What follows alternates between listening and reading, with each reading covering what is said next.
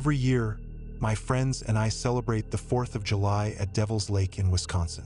It's this huge, picturesque state park surrounded by woods and rocky bluffs. The lake itself looks peaceful during the day, but at night, it feels like something ancient is watching from the dark water.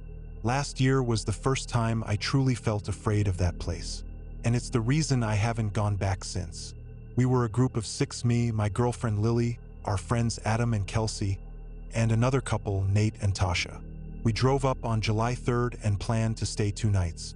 We set up our tents at the group campsite near the southern shore, close enough to the lake to see it glimmer through the trees. The first night was normal. Bonfire, cheap beers, fireworks echoing in the distance. Typical summer vibes. We stayed up until about 1 a.m. telling creepy stories. It was all fun and laughter, until Nate brought up the legend. He said, "You guys ever hear about the disappearances at this lake?" Adam rolled his eyes. "Come on, man. Let us enjoy the weekend."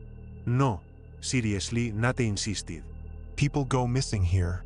There's this rumor about something that lives under the lake, like old Native American spirits. Or worse." We laughed it off, but I noticed Lily glancing nervously toward the dark water. That night, as we lay in the tent, she whispered to me, "Do you feel like something's watching us?" I brushed it off as nerves. July 4th day. We spent the day swimming, grilling, tossing a frisbee around.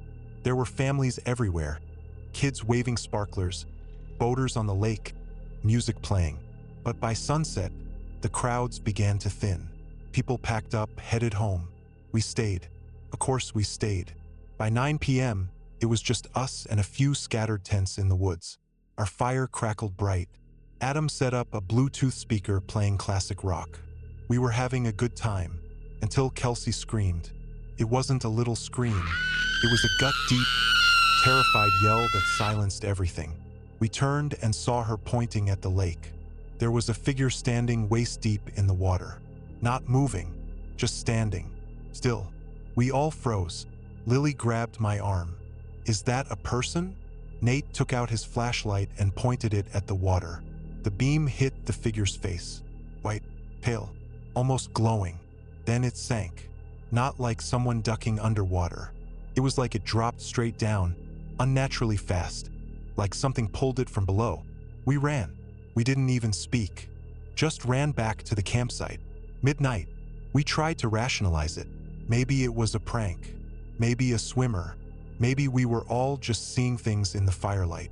Around 12:30 a.m., Adam and I decided to go check it out again. Stupid. I know. We crept down to the lake with flashlights. Everything was silent. No wind. No frogs. Not even insects. We reached the shoreline. "See? Nothing," Adam whispered. Then we heard splashing. Not in front of us. Behind. We turned and saw a second figure. This time crawling out of the woods. Wet, hair covering its face. It moved like its joints were wrong, dislocated, broken. I shouted for Adam to run. We sprinted back to the fire. But when we got there, Lily and Nate were gone. Searching, Kelsey and Tasha were crying. They said the 2 of them had gone to the bathrooms and never came back. We searched. We screamed their names. Nothing. Adam wanted to call the police, but there was no signal. We were too deep in the woods. We made a decision. Wait until daylight, pack up, and go straight to the ranger station. But that night, none of us slept. We sat in a circle, weapons in hand. A camp axe, a heavy flashlight, a kitchen knife. Every sound made us jump. Around 3 a.m., we heard footsteps from the woods.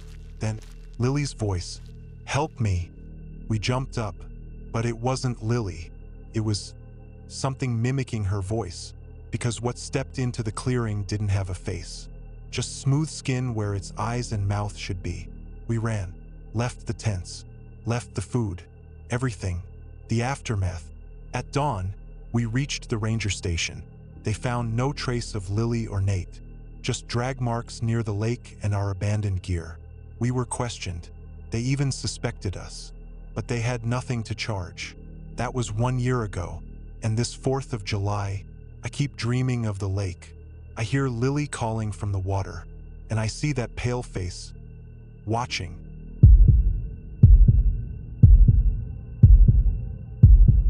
My name's Darren.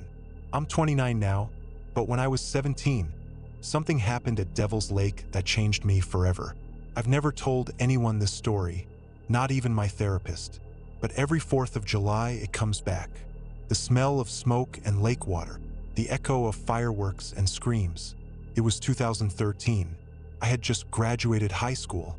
My cousin Brian invited me to his annual 4th of July campout. It was his tradition. About 15 of us, cousins, friends, girlfriends, met up at the North Shore campground. Tents lined up, campfire blazing, drinks hidden in Gatorade bottles. Felt like the beginning of adulthood. Loud, fun, stupid, until it turned into something else. The challenge. Sometime around 11 p.m., Brian proposed the dumbest idea I've ever heard. Night swim challenge. You swim from the dock to the other side of the lake and back. Solo. A few people laughed nervously. Someone joked about lake monsters. Another brought up the bottomless trench in the middle. I thought it was BS, a scare tactic. But then Brian added, "My brother tried this in 2006. He never came back. Everyone got quiet. I thought he was messing with us. So I said I'd do it. Into the water. I stripped down to my boxers, grabbed a glow stick necklace so they could track me, and dove in. The water was cold and heavy, pitch black beneath me. As I swam out past the dock, the firelight behind me dimmed. All I could hear was the sloshing of my arms and the distant sound of fireworks over the hills. Then I reached the middle. That's when I felt it. Pressure. Like something massive passed just beneath me. I froze, treaded water, looked around. Then I was yanked. Not hard, just a slow, downward pull on my right leg. I screamed and kicked. Something slimy grazed my ankle. It wasn't seaweed. It was cold, solid. I thrashed, gasped, and swam back as fast as I could. When I reached the dock, I climbed up and collapsed, hyperventilating. Everyone was gone. The empty shore, 15 people, gone. Tents still there, fire burning low, but no voices, no music, nothing. I walked up to the fire, dripping, calling out, "Brian!" Nothing. That's when I saw the footprints, dozens of them, leading from the fire to the water, but none coming back. The camera. I went to Brian's tent, looking for a phone. I found his GoPro. He'd been filming the challenge from the shore. I hit play. You could see me swimming, everyone cheering.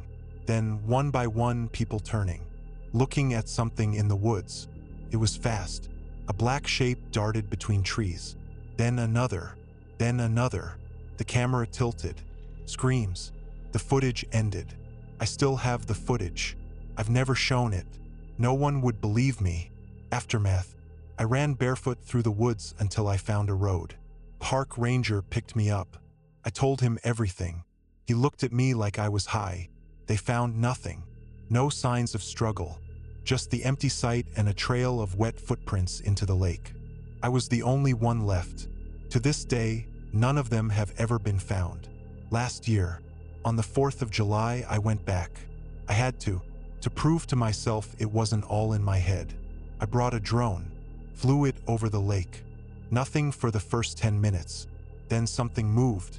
From the center of the lake, something looked up at the drone. I swear to God it knew. I haven't touched the footage since. And I never swim. Ever. Not even in a pool. Because I don't think it's the lake. I think it's under all water.